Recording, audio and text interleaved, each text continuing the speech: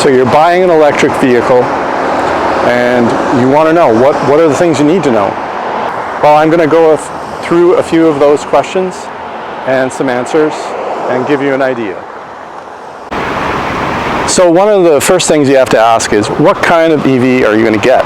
Are you going to get something for commuting, or are you going to get something for every purpose in your life? So that's going to change the kind of car you're going to get.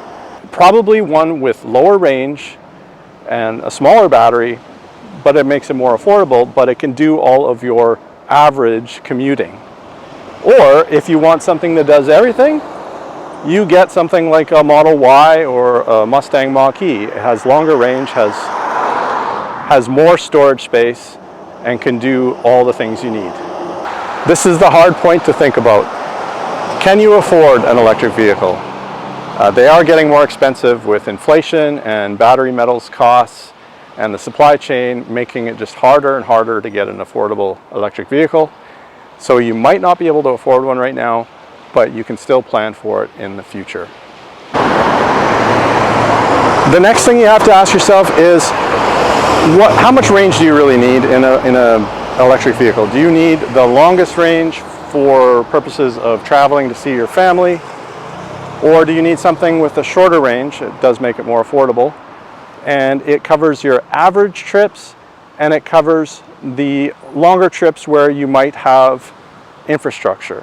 That's the other thing you have to worry about, is will there be infrastructure, fast charging stations between where you're going on a regular basis and where you live.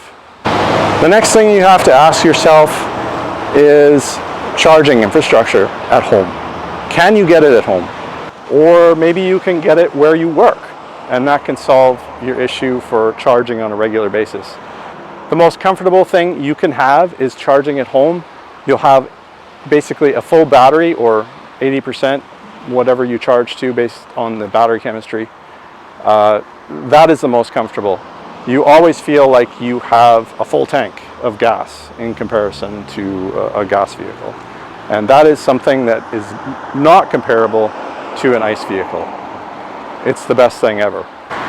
The next thing you have to ask is, does the brand I want to buy from have a good history of making electric vehicles?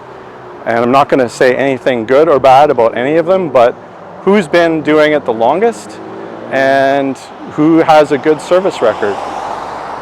So you kind of have to think about those things and think about which models actually are good. I love our Tesla Model 3 and our Model Y, but I've also heard good things about other brands as well. This is something you really have to research well. The last thing to think about is, what kind of tax credits can you get for buying an electric vehicle? And maybe that'll factor into your decision as well. I hope you've enjoyed watching this video and some of the background as well here in Maui, Hawaii. And if you're ever here, check out Nick's Tesla on Turo. And I hope that you keep sharing the data, because it's electrifying.